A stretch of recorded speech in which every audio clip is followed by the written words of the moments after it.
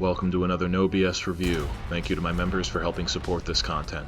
Today we'll be looking at the M1 KVT, a rank 7, battle rating 10.7 pack premium main battle tank in the American tech tree.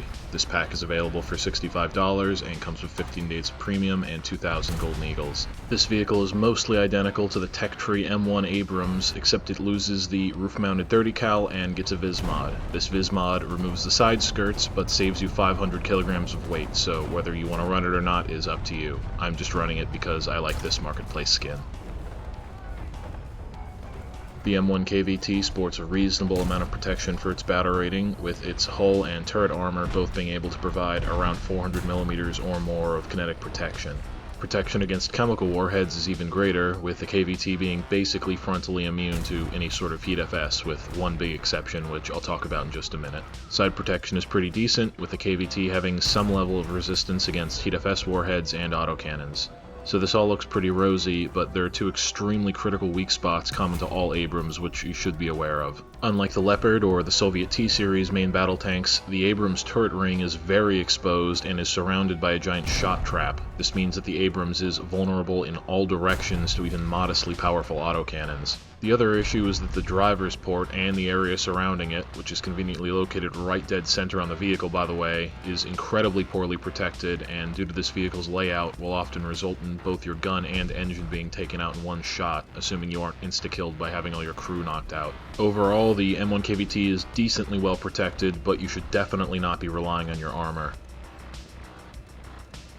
For its main armament, the Abrams gets the rather ubiquitous M86 105mm cannon, with its top dart round being the M774. I'm not going to lie to you guys, this is a severely deficient round for the battle rating, being the same shell found on the M60A3 TTS all the way down at BR 9.0. It's going to struggle to get through even many of the weak spots on other NBTs, and if you're used to using the 120 or 125mm guns, you're definitely going to really notice a lack of punch. On the bright side though, the M1 KVT does at least have very good gun handling, with 10 degrees of gun depression, a very fast 40 degrees per second of turret traverse, and a 5-second ace to reload. Probably the most outstanding feature of this vehicle is its mobility, with a maximum speed of 45 miles per hour and a horsepower to ton ratio of 27.5.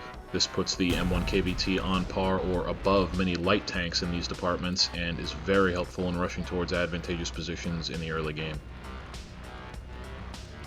This vehicle doesn't have the most outstanding lineup, with the M1 Abrams being the only other 10.7 tech tree vehicle available. However, you can bring up the 120S, the M3A3, the Striker, and the roll into this BR, and they should work okay. As for CAS, I mean, it's the US tree, you have a comically large selection to choose from, so just pick your favorite.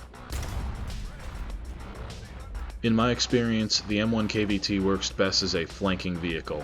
While its armor and firepower are flawed, you could say, its excellent speed and acceleration combined with its fast reload make it extremely good for exploiting advantageous routes and positions that might otherwise be only usable by light tanks. It's in this specific niche that I would really define it as a nuke printer. However, do keep in mind, in an up tier especially, many of the MBTs you fight will be able to easily overcome your armor from the front while also being difficult for you to penetrate, so you should very much avoid situations where you find yourself engaging the enemy head on, unless maybe you're hull down.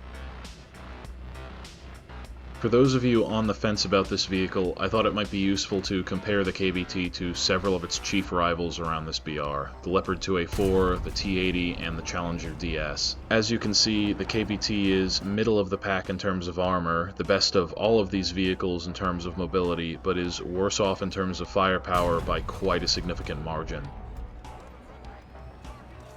Now comes the part where I'm going to catch some flack. Gaijin partner though I may be, this is a no BS review, and therefore I have to tell you, if you are a new player, I cannot in good conscience recommend you purchase this vehicle. If you're an experienced player, then sure, you should be able to make this thing work fine, and it will get the job done. But if you're new, you will be fighting more experienced players in a vehicle that is almost invariably worse than nearly everything you're fighting. As someone who's played this game since 2017, I can tell you that firepower is the single most important factor at top tier, followed by mobility, and this vehicle's severe deficiency in that department is an almost crippling handicap. I have extensively played both the 2A4 and the T80, and I can tell you this is the worst of the three by quite a decent margin. Not by an insurmountable margin, mind you. As you can see, I definitely got some good games in this thing, but I don't think there were many situations where I wouldn't have done even better if I were using a different MBT. Also, consider that the majority of your matches are going to be up tiers, many of them full up tiers, so the deficiencies I showed you relative to other vehicles around its own BR are actually going to be far more severe even than that in the majority of cases,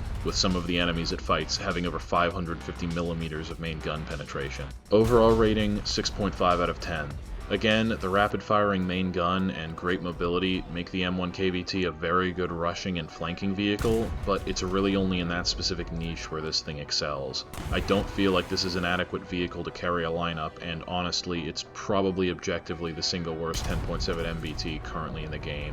If they ever give this vehicle a better round though, such as M833 or something like that, disregard what I've just said, as this thing would be quite competitive if it just had a bit more punch, and I would bump my rating up to a 7 or an 8. For the time being though, if you're a newer player, I would suggest picking up something like the T29 instead. That's going to be much better for learning the game and is a much more fun and competitive vehicle for its battle rating. Anyways, that's going to wrap it up for this one, guys. If you enjoyed this content, don't forget to like, comment, and subscribe. Check out the playlist in the description for more vehicle reviews, and I'll see you guys in the next one.